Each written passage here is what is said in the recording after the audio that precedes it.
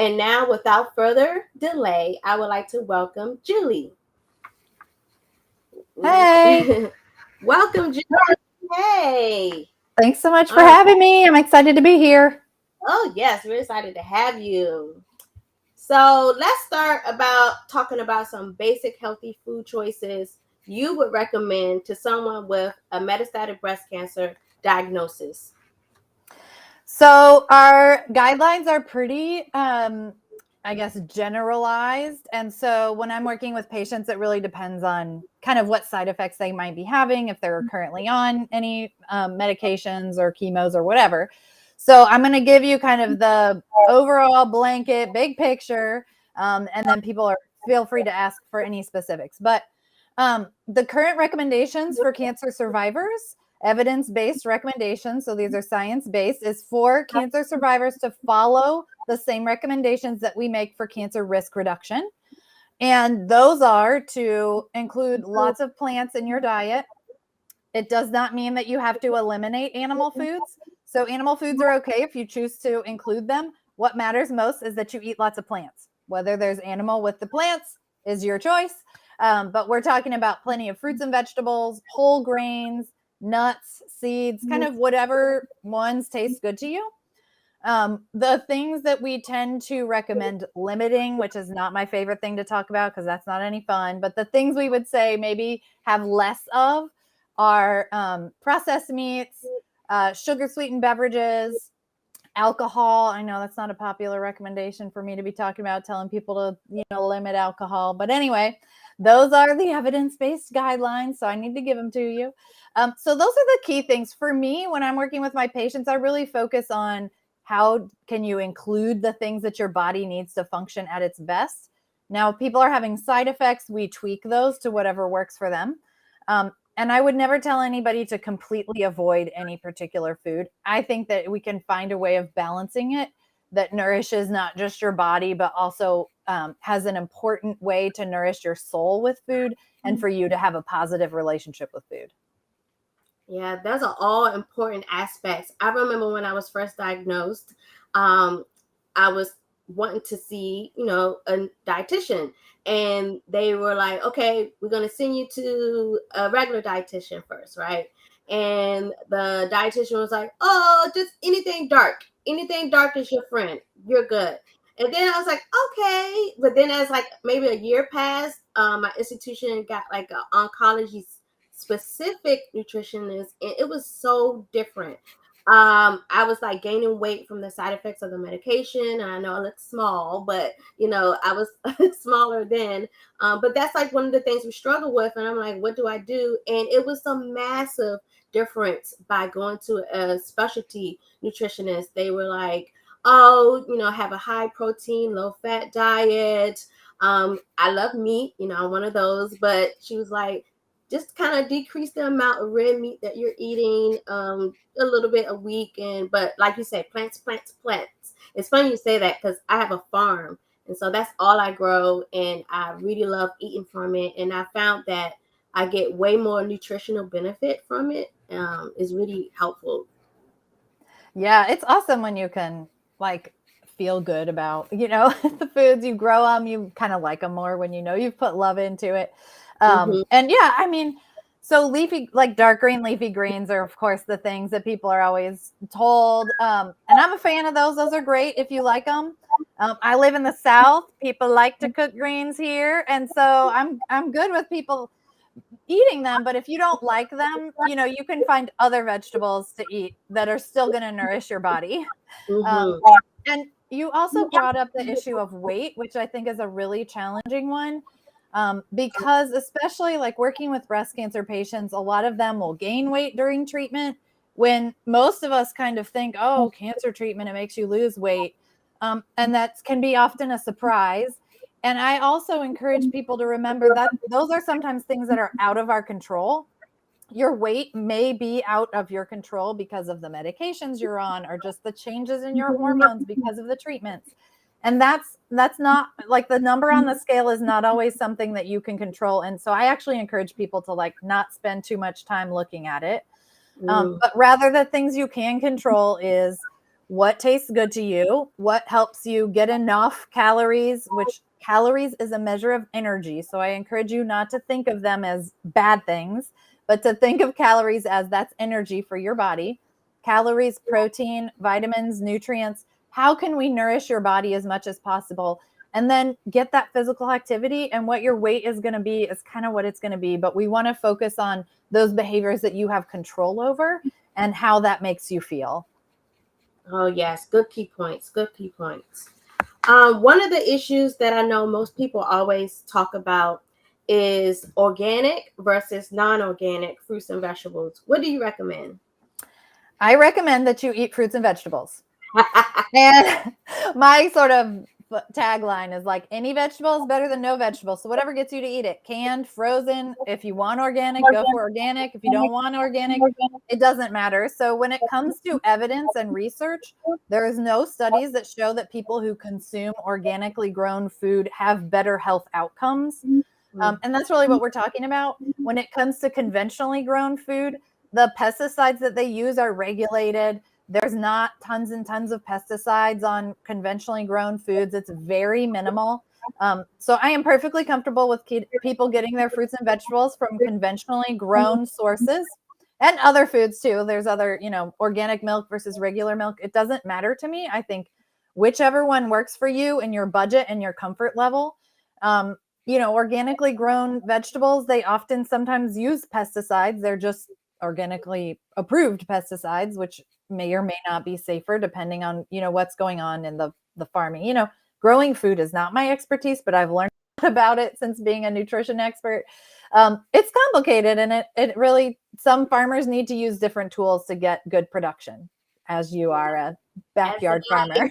Right. Yeah, I know. So, go ahead. I was just going to say, when it comes to the organic, if that concerns you and you have the means to make it happen for your family and you want to, that's fine. But I don't recommend that people have to eat organic. Conventional is just fine and perfectly nutritious in terms of providing your body with what it needs to function. Oh, great tips.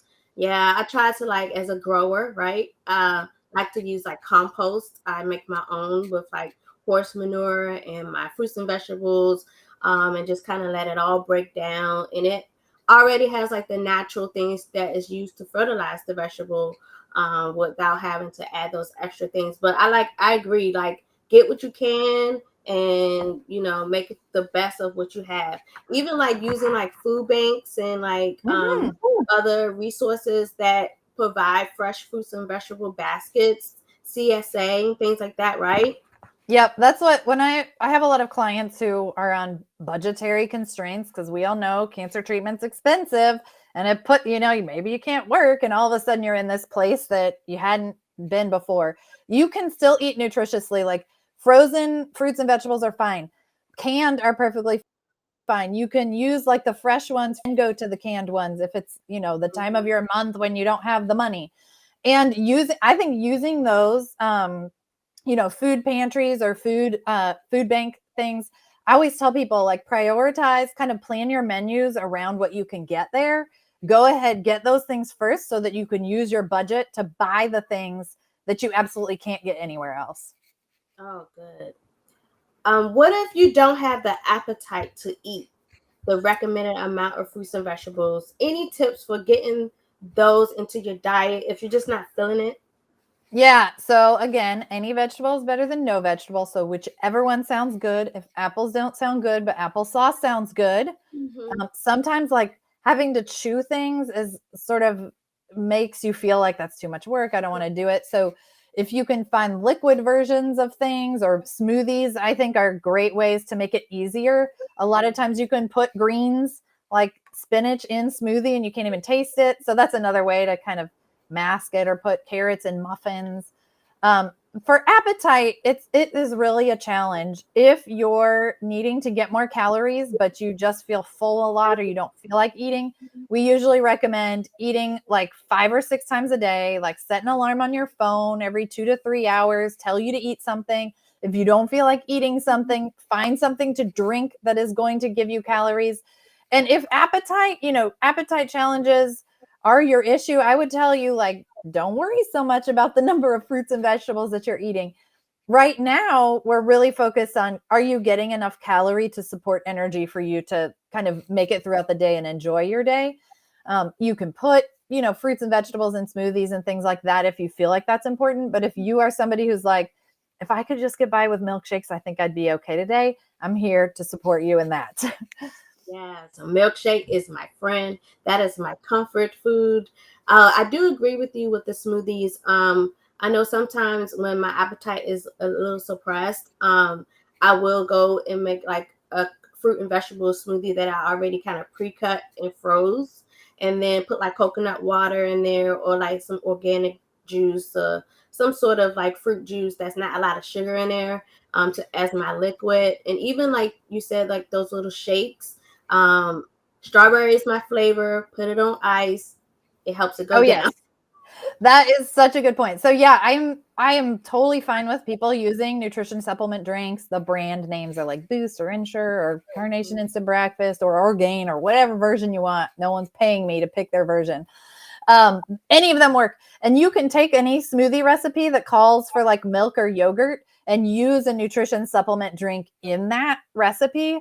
And that way it kind of boosts the protein, as those drinks have more protein in them than just regular milk. So yeah, those are great. And always, my tips are always get a big glass full of ice, pour those things over the ice, put a lid on, use a straw, and they taste way better than, like, I would never tell someone to drink it out of the bottle. Maybe the bottle with a straw if it's out of the fridge, but the ice is like, yes, makes it the perfect temperature for drinking. It reduced the nausea because of the coating and the warmth. I think it helps with my nausea a lot. A side effect that many people deal with is diarrhea. Do you have any recommendations on what people should be eating when suffering with diarrhea? So yeah, that one's really hard, because that side effect really affects your quality of life. Some, some people find relief with medication management. So I think that that's a good complement to your dietary strategy. If you're having pretty significant diarrhea regularly, I would stick to a low, we call it a low residue diet. So that means staying away from most insoluble fibers or kind of like the more gritty type of foods. So salads are very difficult. Of course, I think most people know that. But if you think about the difference between an apple and applesauce, an apple has the skin on it. It's not cooked yet. If your food is cooked, it's often easier to digest. And so those are, from a diarrhea standpoint, we would say sort of bring it way back and then slowly add foods. So white rice, white potatoes without the skin that's mashed up, things that are, white bread. People have heard of the bananas, rice, applesauce toast, which is the brat diet, which actually doesn't have much evidence behind it. But I think most of us know when you don't feel good, like you don't want salads, you don't want real gritty type foods. Now, there is sometimes a role for soluble fiber. Typically, that would be in supplement form, like Metamucil or something like that. But that I would want people to be working with their medical team, if they're going to try using that. The soluble fiber tends to like sop up the water in your intestines and help form a more solid stool, which is good, but you don't want it to sort of counteract and cause more issues. So it really depends on the cause of the diarrhea. I know for a lot of people on some of the oral medications, it can be a real significant issue. There are some sort of medical products that you can use to help heal your gut, but those are things that I would really work with the medical team to figure out if that's helpful. Thank you. So sometimes some of us with metastatic breast cancer, we crave sugar with the diagnosis. Is this typical for the disease? Um, I don't think we are showing that that is particular. I think that there's a lot of things that go into cravings, and some of that is just like emotionally, how are we coping? And a lot of us, you get rewards, and so you feel real happy when you have sugar, of course, birthday cake, do good in school, candy, all those things sort of are associations that we have. So as far as data is concerned, I haven't seen data showing, oh, these make you crave sugar. But sugar cravings or just generally craving sort of more junk food is pretty common when we're under stress. And so two things to that. One is to pay attention, I think, to your stress and to work with your medical team and your sort of mental health team to work on managing if stress is the issue.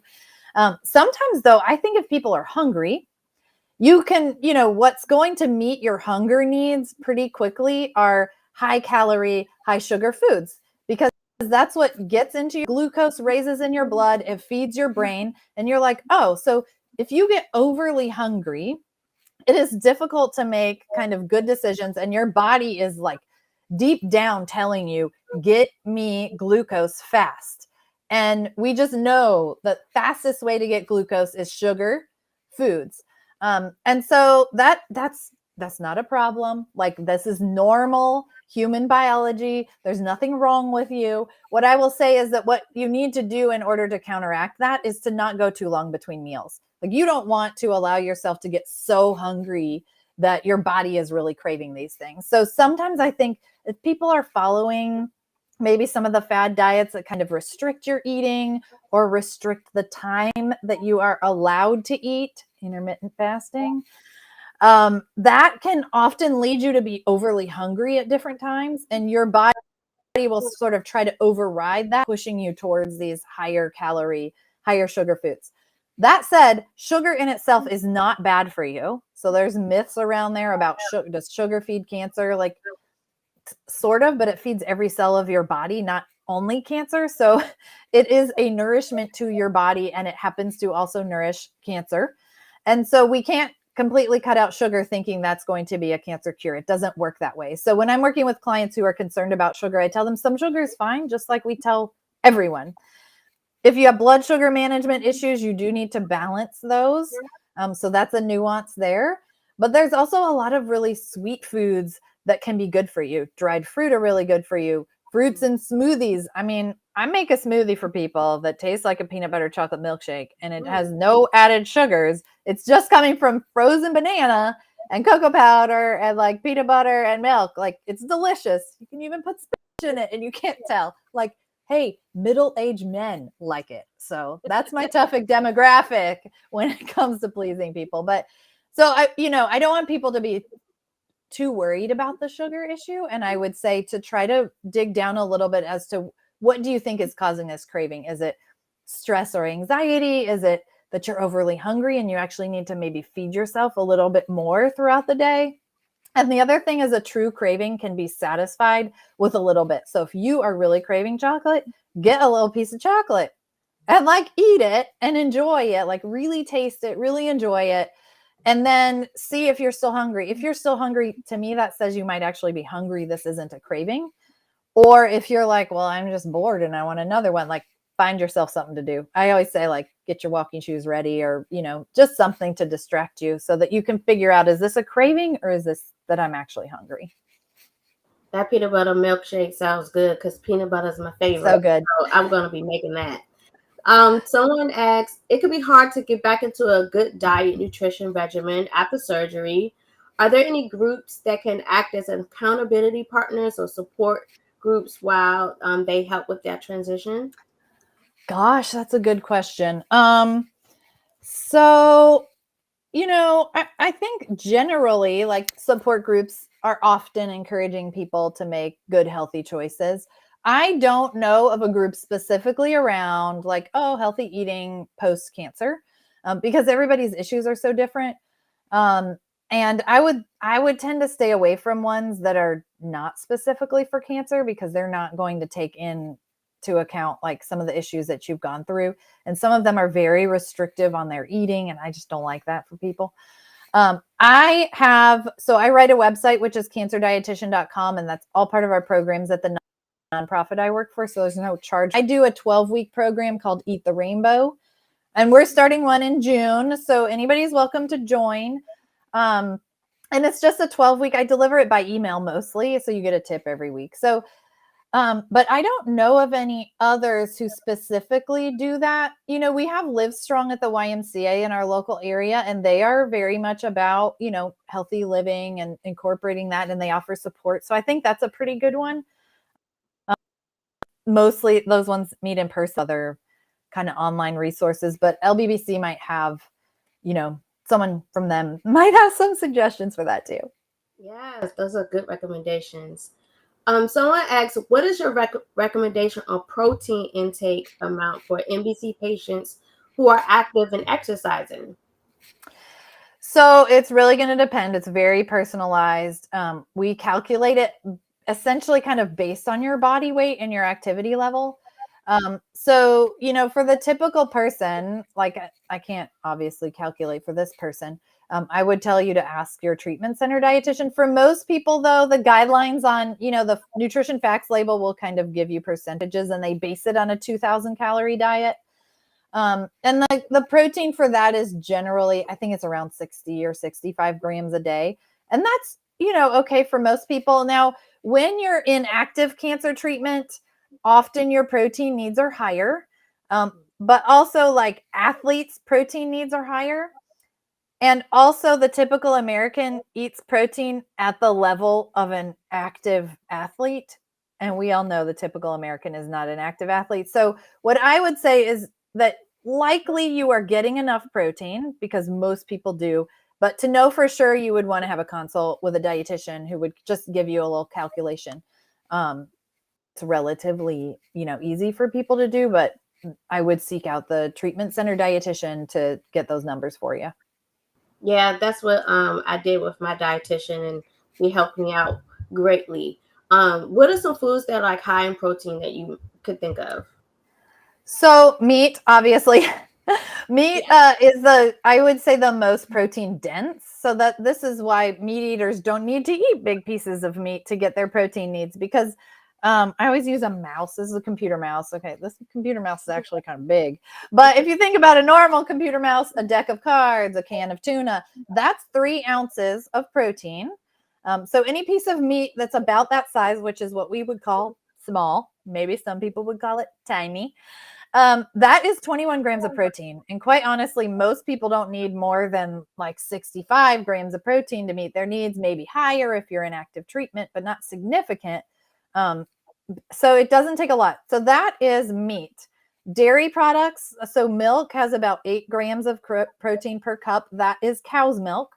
Soy milk is similar, but the other plant milks are very low in protein. So I don't tend to recommend those as much.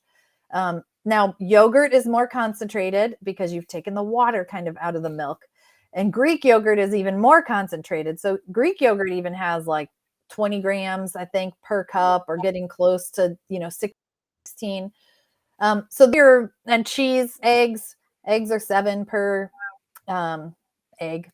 And cheese tends to be about the same 7 per like regular slice. So those are animal products. They tend to be very dense in protein. It's easy to add those up quickly.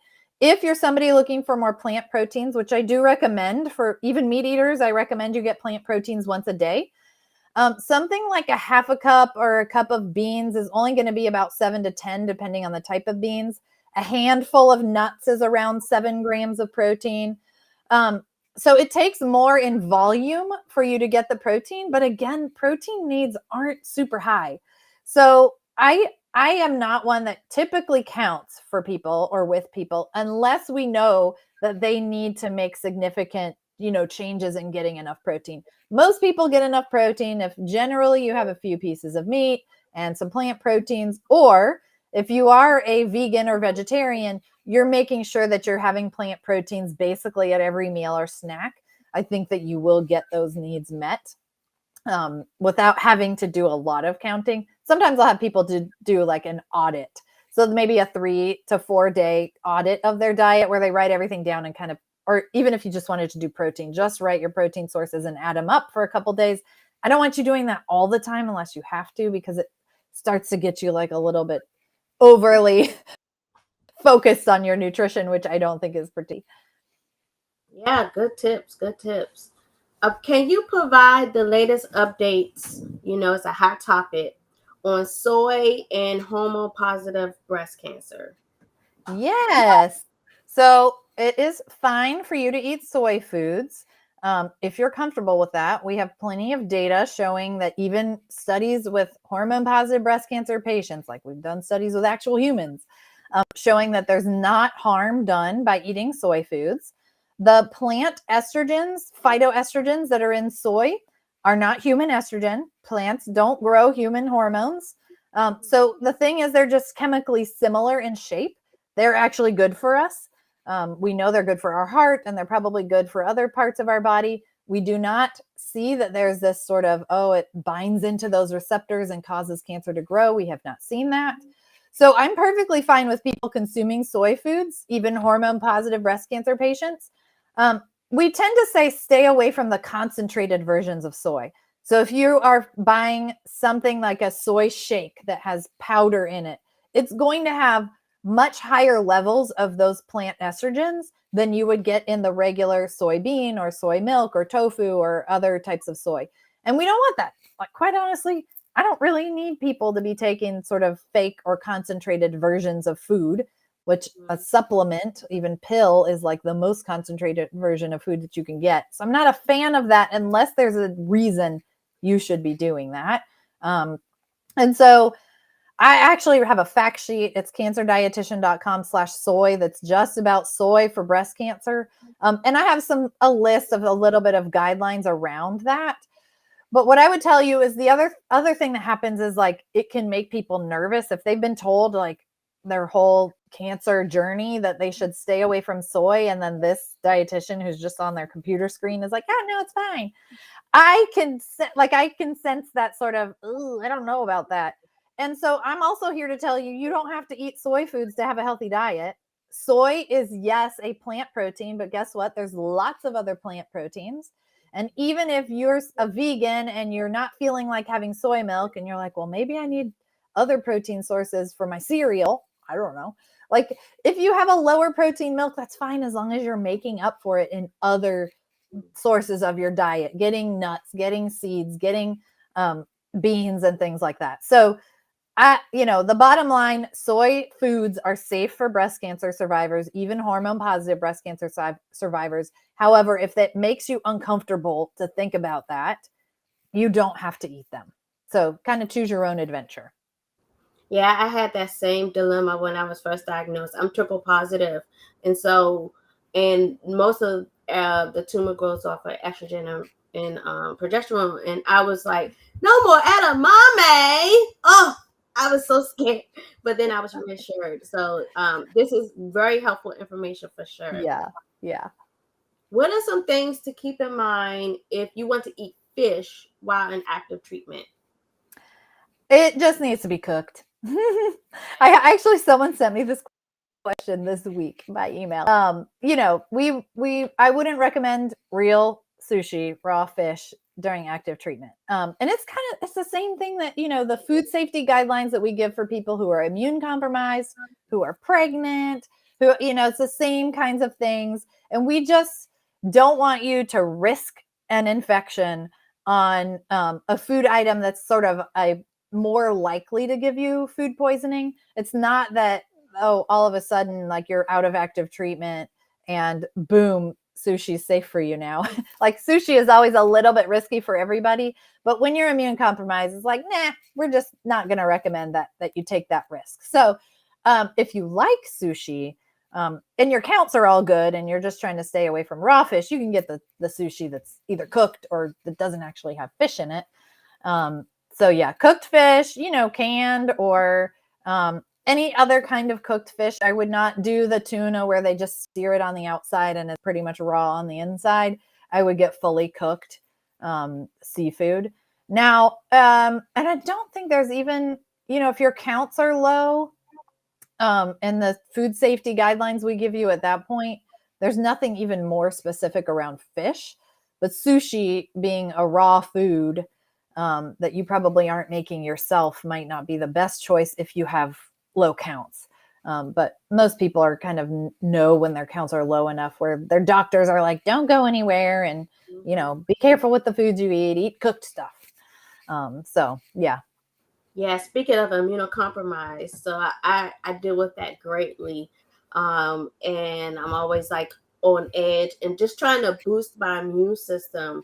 Do you have any like immune system boosting recommendations? Like for me, I like to add like echinacea, aloe vera juice, multivitamins, and things like that to kind of help keep me going and keep my numbers up. Do you have any recommendations?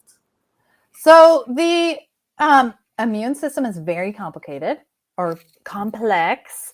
And so there's no one thing that's going to basically like and quite honestly, you don't want your immune system boosted too much because then, that causes other problems. So foods don't really do it. Like foods don't boost your immune system. And a lot of supplements, there's not great data that they do anything. So I don't recommend any of those.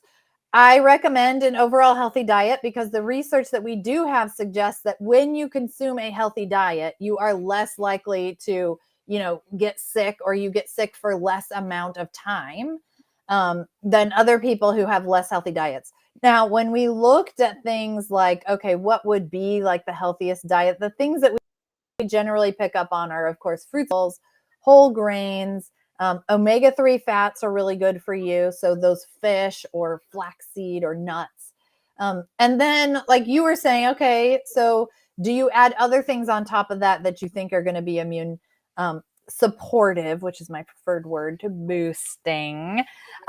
There's no evidence that that helps. However, if it's not likely to harm, I'm also fine with like, okay, as long as you build that base of healthy eating and physical, are going to do, they're supporting your body as much as possible. Kind of whatever you want to build on top of that, I think is up to you and what sort of feels like it works well for you. As long as it's not going to harm you. So, Oh, good. Good to know. I know we touched on it a little bit. Are there any specific fiber recommendations for someone with metastatic breast cancer? it's the general, so assuming that like digestive everything is going, our fiber recommendations are the same as for the general public, which is basically like 35, could be basically 35 grams of fiber. You can go as low as 25 if you're like a smaller person who eats less, or even up to 45 if you eat more. Um, so the thing is, again, I don't think you have to count fiber. I think that if you eat plenty of fruits and vegetables, whole grains, and you're having plant proteins once a day, you will meet that fiber recommendation. Is the typical American meeting their fiber recommendation? No. The question is, like, are you the typical American? And I find people that come to these sessions are often not the typical American. They're like kind of already working a little bit on their diet. So for those of you on, you got metastatic breast cancer, let's say your digestive system seems to be working just fine. Your fiber recommendations would be number one, get it from food if possible. Number two, around 35 grams a day. Most people can get that with just good healthy food intake. I did a webinar on gut health recently, so you can find that on my website and watch it if you're interested. And I did a 4-part blog series that's on like bowel health.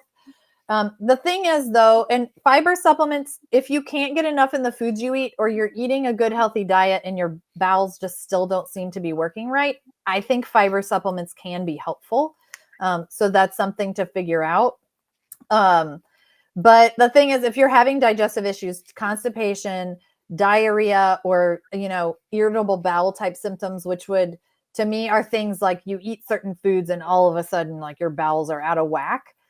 Those are things that you would want to pay more attention to and see, like get help from the medical team in terms of addressing those, because it may require some medication management or some more significant digging into what's actually going on. Oh, okay. Good. Good stuff.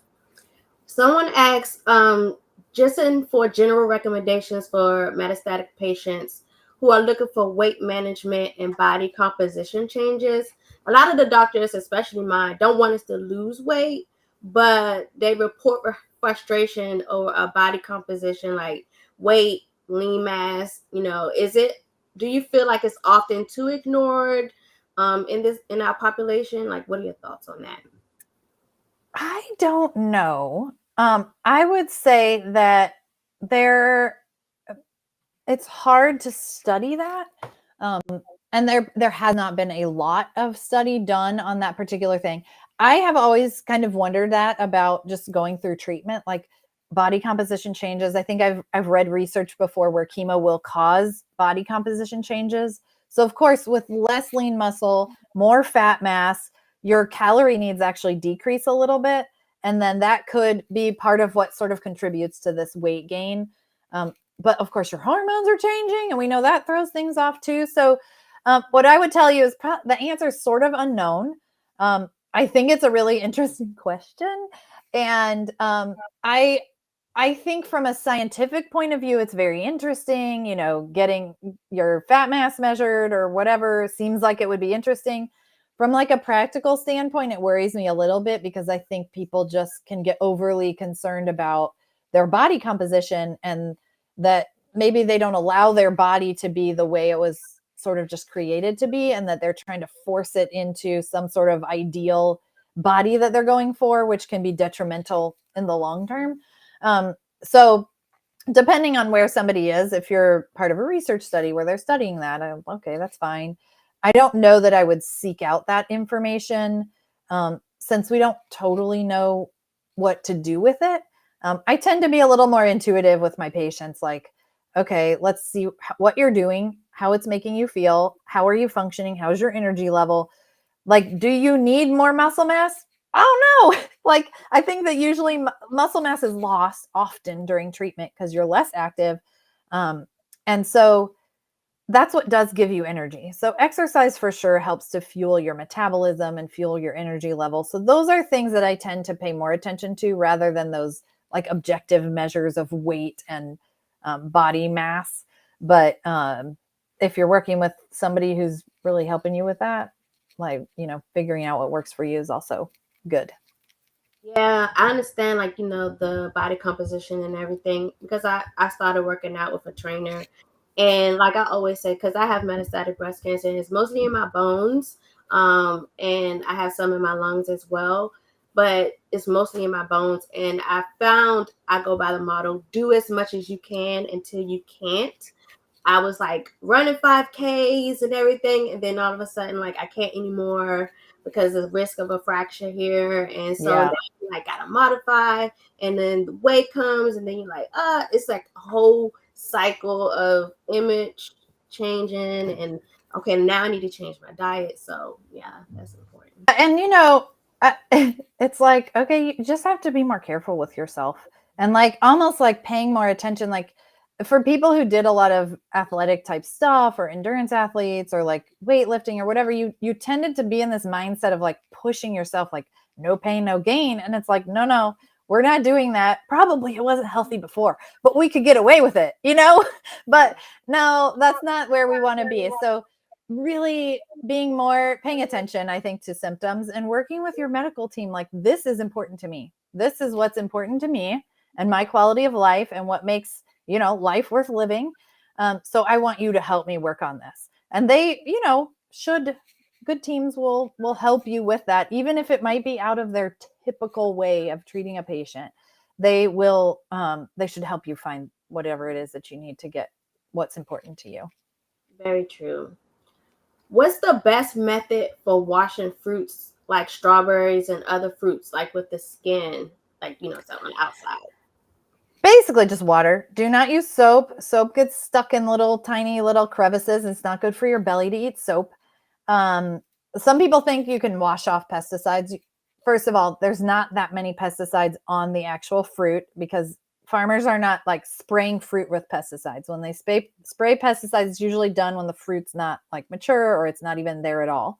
So to me, pesticides on foods is not why we wash them. We wash them because turns out food grows outside and in the ground, and that's dirty. So we wash them to like get dirt and bacteria and things like that off.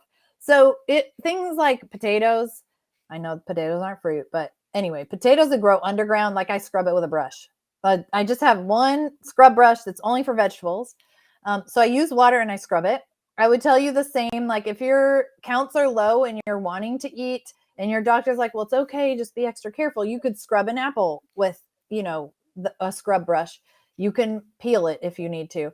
But for the most part, your berries and stuff, they just need to be washed in water, just rinsed off with some water. Yeah, my doctor always tell me, because they know I'm a farmer. They're like, don't just be going out there just picking stuff off the tree and eating it. Okay, I want you to rinse it first.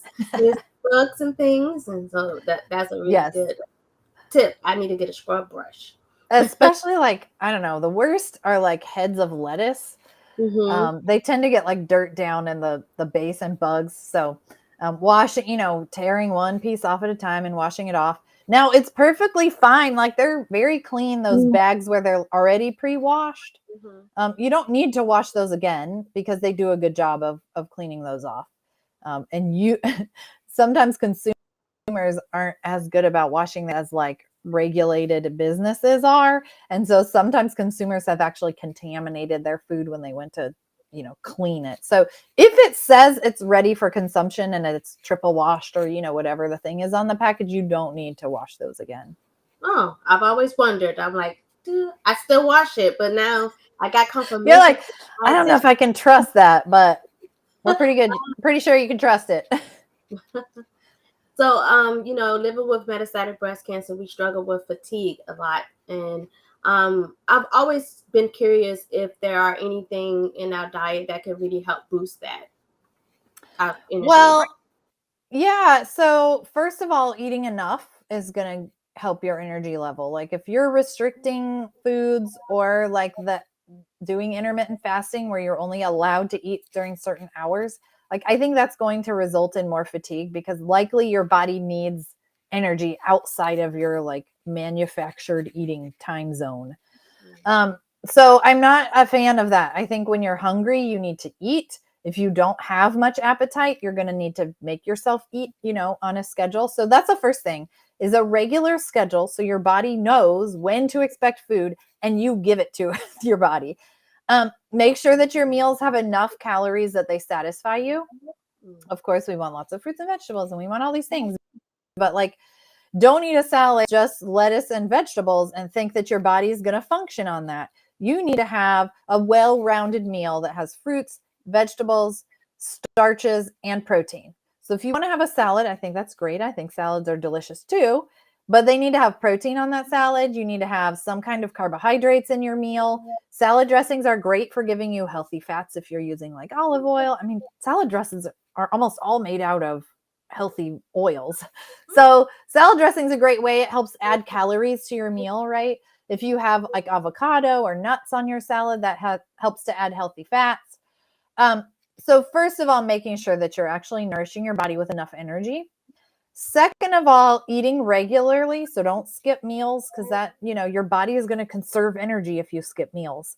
And so it's going to really slow it down and want you to kind of like take it easy. Um, and then make sure that you have an exercise, some kind of exercise routine. What walking, I mean, I'm not talking about significant. I'm just saying be physically active because building or maintaining your muscle will help your energy level. And so there's no specific foods. Obviously, caffeine is something that helps stimulate your brain. Oftentimes, carbohydrates or sugars also stimulate your brain. And so having a mixture, like I don't have a like juice mixed with seltzer water is a great way for some like quick energy. Also add food to that to help fill up your stomach. So mostly around that is like when are energy levels low and what do you notice that you think is contributing to that? Sometimes it's outside of nutrition. It's like, well, you need a nap or you just overdid it.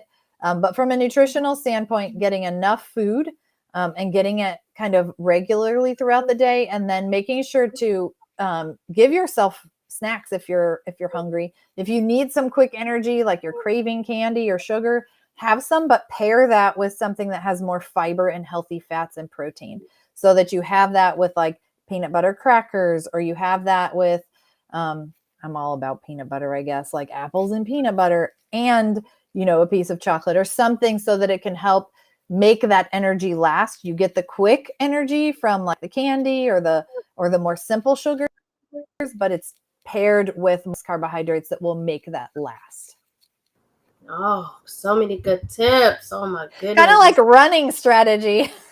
For people who are endurance athletes, you're like, okay, I got to balance all these things. I mean, our bodies really do Like Yeah. all day long, we're doing lots of things that are amazing inside here that we can't even see. So you need to nourish that, give it enough nutrition. It also helps with healing, and Mm-hmm. recovery, So definitely for Oh, sure. yes. Anything else we haven't mentioned? We kind of nearing in. Anything Well, you so add? since you mentioned healing, and now I'm like going back to that person's question about post surgery. Mhm. That post surgery, your body is doing a lot of healing. Energy needs are up, protein needs are up. You're often like, okay, I'm on pain medicine, so I can't poop. So, like, constipation can be a very big barrier to people getting good nutrition. You don't feel like eating because you're constipated. You can't because you didn't eat enough fiber. Like, it's just this. So, post surgery, I think managing the constipation is a big issue. But speaking of healing, like a lot of wound healing relates to protein intake, getting enough calorie intake, zinc intake, vitamin C. And you don't need supplement versions of that, but you do need to eat good foods that are going to give you good nutrition. So, yeah, I think that's a really important point is post surgery. You might feel like, well, I'm just laying around. I don't really need to eat that much, but your body is doing work. So you do need to make sure you're fueling it. Oh yeah. It's so much sometimes, but I really love like having all this resource and information that you're providing today. It's really going to be a good benefit. I'm trying to think of something else. Is there any other tips? So, yeah, I think that a lot of times for breast cancer patients, especially metastatic breast cancer, where you're like, oh my gosh, I got to figure out what's going to, keep this under. I'm doing my medication. And then you go on the internet and you find all kinds of sort of not so evidence based information. You're not really sure if it's true or not. I'm going to tell you, most nutrition information you find on the internet's probably not true. So I think it's helpful if you go in with a little bit of skepticism. The things that I see that are really common myths, I've already talked about sugar. I've already talked about soy. We talked about organic. People will promote some kind of supplement or one food that they superfood. You have to have so much of this. We have the most concentrated version. You should buy our pill or our juice drink or whatever it is. There's no one food that's magical or is a cure. So I'll go ahead and tell you, you don't need to buy those things because there's no one food. It's really more about your pattern of eating that nourishes your body. It's best. So you don't have to spend your money on that. That's kind of the superfood myth. And supplements are just another thing that I think is really big business that's necessarily, it's not necessarily for most people. There are times when you need to take a supplement, and that's when your levels are low. Your iron's low, you need an iron supplement. Your vitamin D is low, you need a vitamin D supplement. And it should be monitored. So, and I'm fine with people using like a multivitamin. You're thinking like, well, I don't eat great. The data all shows that it's the foods you eat that are most important. But if you want to take a multivitamin every other day or take a half of one because you're eating food, so you don't need 100%, that's a good insurance policy. But you don't need to spend a lot of money on any supplements or pills or powders. I think a lot of people can almost like throw away a lot of money they could use on healthy foods or getting a personal trainer that might help them reach their goals because they're spending so much on things that aren't beneficial. So those are kind of the big things in terms of especially metastatic breast cancer that I think people can get caught up in. Mhm. Um, and then I would encourage you to think about your food choices in terms of like, how can this benefit me? What foods are going to be most nourishing to me right now, rather than a negative point of view, which is I can't have this, I should stay away from that, that's not good for me. Don't worry about those things. Just focus on like the positive things of like what works for me. And if you're somebody who's like, milkshakes are all I can get down today, or for this season, I call it a season of like maybe you're on a and it's really beating you down. Don't worry about it. Like your body is resilient. And if you give it calories and protein and other nutrients, it's going to get what it needs. You don't have to have any kind of perfect diet. No one's giving you a gold star for a perfect diet. So it doesn't have to be perfect. Just has to be good enough for you. Oh, Judy, those are great tips. I love it. I love it. I really appreciate your time today. And you just made me feel more comfortable in the choices I'm making. And it's okay to sometimes have a little comfort food for my soul. So it was really great having you today. Yes, thanks so much. This was so fun.